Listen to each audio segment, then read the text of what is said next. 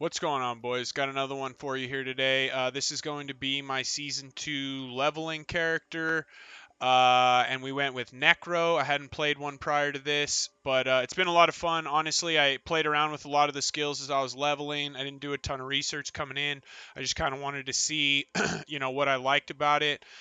Previously we played Rogue, Barbarian, and Sorcerer. So if you're, interested in one of those, there's a bunch of guides and stuff on my channel as well.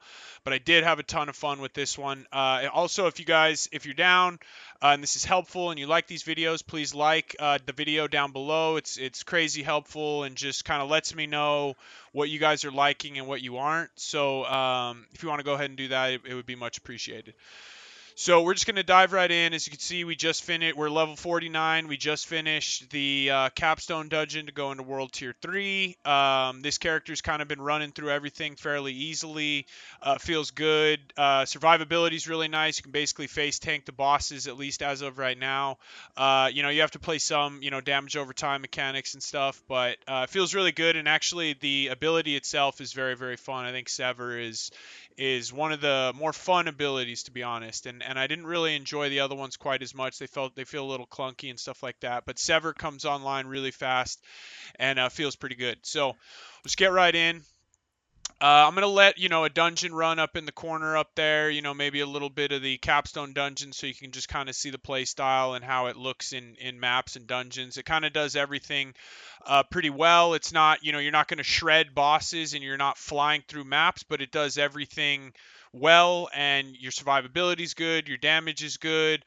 We do get a little bit of movement speed a little bit later on. That's one of the downsides to this is you feel slow for a while until you can get a little movement speed and some +1 charges on your boots. But once you get that, it feels pretty good, and you can just kind of start tearing through the game.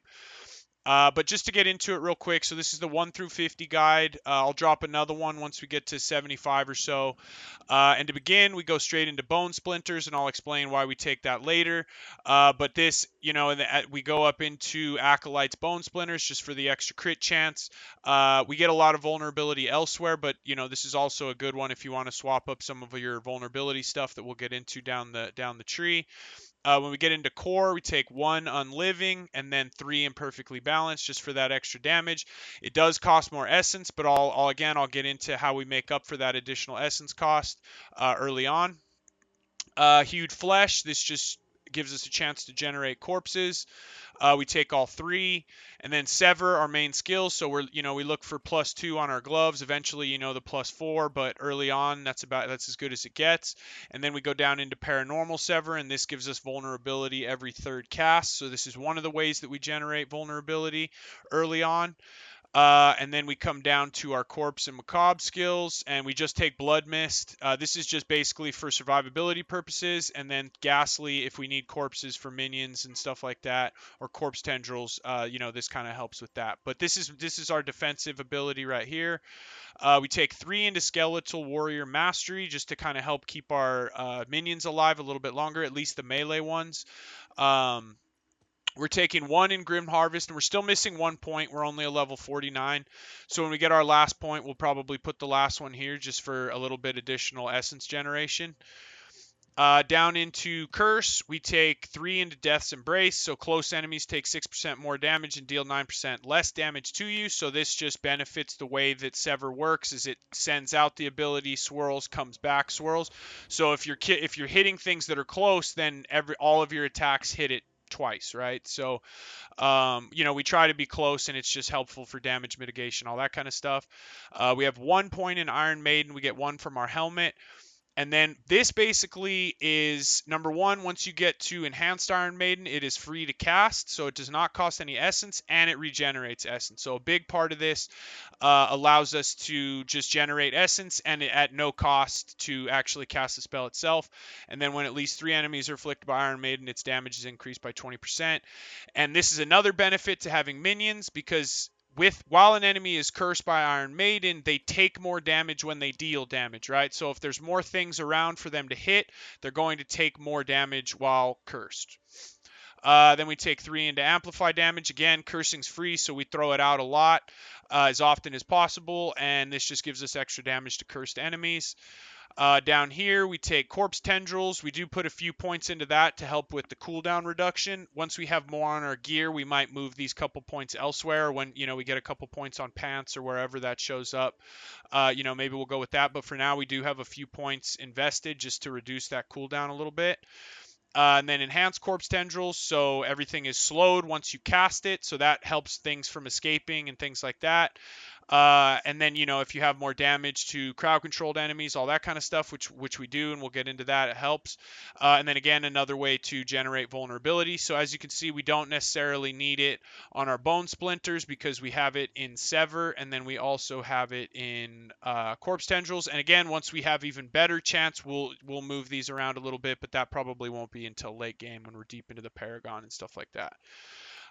So now we take this whole wheel, we max it out, all the darkness nodes, Reaper's Pursuit, increase movement speed when you deal damage. When you damage enemies with darkness skills, they take increased shadow damage, which stacks up to 3 times, 18% when you have all 3. Terror, deal 9% increased damage to slowed or chilled enemies, and we have a couple different ways to generate slow and chill. We will get into that.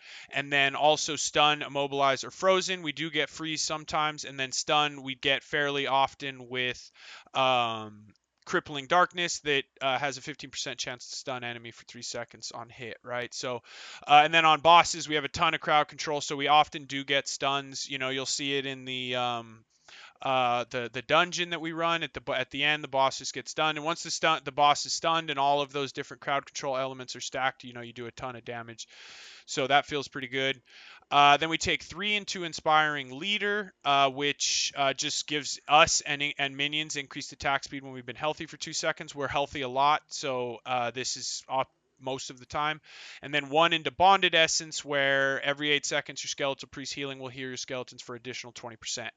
So, and we'll get into where this comes from. I had a little bit of confusion with Skeletal Priest and Corpse Consuming, and once we get into the minion section, and whatnot, I'll explain that a little bit better. But for the time being, just real quick and dirty, consuming a corpse is anything that consumes a corpse, right? So anytime you call in a minion, that is consuming the corpse.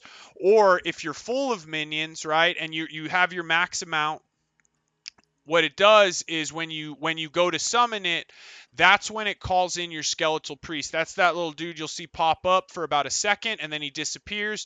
He pops up out of the corpse, heals your minions, and then disappears. That's where your Skeletal Priest come from. So this just kind of helps us with some survivability. And this we use in Skeletal Warrior Mastery and not the mages, because mages attack at a distance and they just take less damage to begin with. So we just spec a few in. And I do want to preface, the minions do some damage and they help, but mainly we're using them to help proc the damage from Iron Maiden as well as resource generation. So that is our primary reason for using minions. And also some aggro and stuff like that is nice. They kind of help clean up, or enemies that kind of run off from the pack and stuff like that. So there are some benefits to them, but the primary reason why we want minions is resource generation and Iron Maiden damage. Right, and then lastly, we take for our key passive Shadow Blight, and this just, shadow damage infects enemies with Shadow Blight for 2 seconds. Every 10th time an enemy receives shadow damage from you affected by Shadow Blight, they take an additional bout of shadow damage, right? And then shadow damage is increased by 100% of your shadow damage over time bonus. So we don't scale any of that yet, but that will be the goal in the future, is to scale some of that damage over time bonus. Just to we won't go crazy, but it will be helpful. Right. So real quick into the gear and the aspects. Gear is all pretty standard and it's all pretty subpar, to be honest. But you're just going to kind of be going for the general things. Helmet, cooldown reduction, max life, and then we have enemies afflicted by your Iron Maiden have a 17% chance to be stunned for 1 second. So just more crowd control.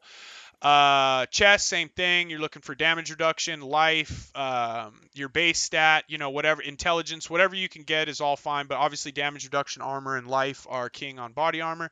And then we just get 2 extra skeletal warriors out of our aspect.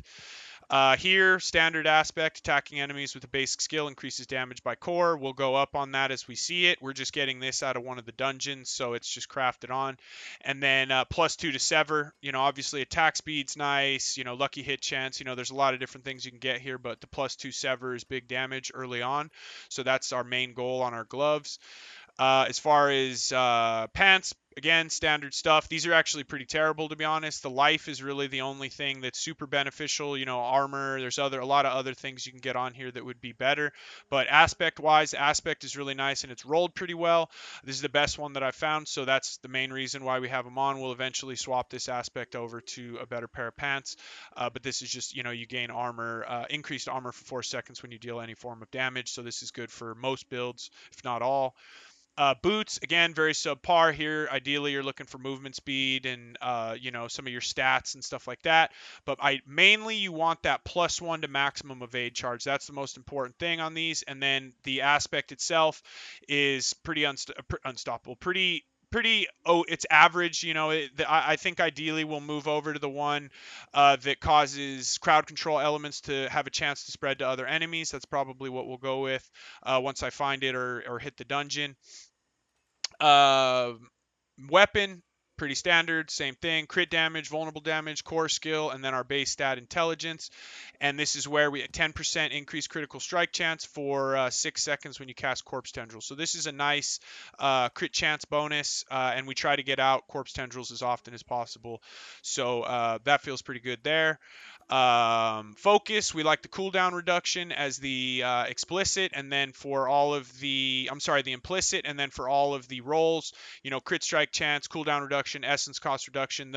This is actually probably my best item as far as rolls are concerned. Obviously it's really low level, but this is kind of what I'll be looking for in the end game. And then healing received will, obviously that we'll switch that into something else, but the rolls on this are pretty good in what I'm looking for.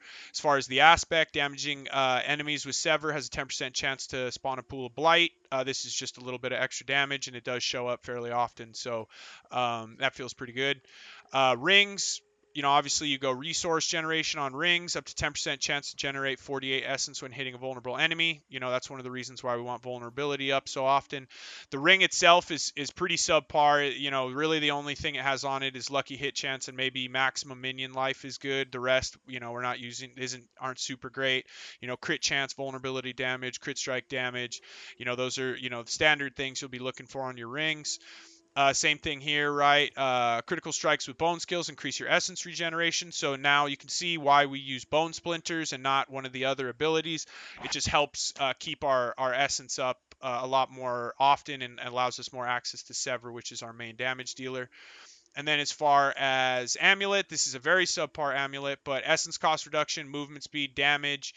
You're looking for the standard stuff, but as far as aspects go, basic skills grant 20% damage reduction for 3 seconds, up to 9 seconds. This is the crafted one you get from the dungeon, so it's low rolled, but still very useful and helpful. So now getting into our minions. For our skeletal warriors, we go into defenders and we just take every 6 seconds your skeletal defenders negate the next instance of direct damage. This just helps keep them up more often, and I don't have to worry about summoning them. It gets more annoying. I'd rather be doing damage than summoning minions, so I think the trade-off is worth over going up, because again this, every time you critically strike, your minions critically strike and things like that. But we're not getting a ton of damage out of them anyways, so we just want them up as often as possible, and that's why we take the skeletal defenders, just to keep those up and going. Mages, we take cold. This is where we generate our chill and our freeze for just more crowd control, more damage. They're very helpful. And then, we take cold mages cold mages damage enemies with their primary attack. You gain 2 essence. So again, this is all just essence generation. The main reason why we're using minions, we're not necessarily relying on them heavily to do damage. While they do help, but really it just early on until we have, proper essence generation, minions feel really good for leveling. So I would recommend staying on them. And then as far as golems, we sacrifice for 10% increased attack speed. Later down the road, if we have a lot of attack speed, we might switch down into critical strike damage, but not super important now. I'd rather just get the attacks out more often until we're a little better off there. And then lastly, Vampiric Powers. This one, the Fortify one, this you get from the message board as you level up your stuff. So we can go run over there. Is it in this town? So there's not one in this town, I guess. So we want...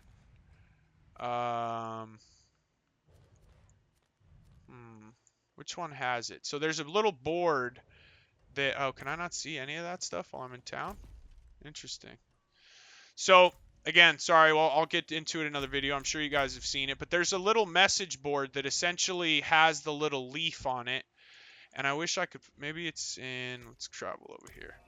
Maybe I can find it for you guys. So it's the only one that I've gotten out of there. I don't know if it changes or if it's random or what the deal is, but as far as Vampiric Powers go, that is where I obtained, here it is right here. So you come to this board once you've leveled it up a little bit. If you don't already know, you can just skip ahead right back. And see, as you can see, this is where we got Sanguine Brace. You know, you only have to get to level 4 in your Hunter's Acclaim, and you'll get that. Here's the next one here. Oh, look, Vampiric Curse. This is actually pretty good. I haven't looked through these, but that might be useful too down the road.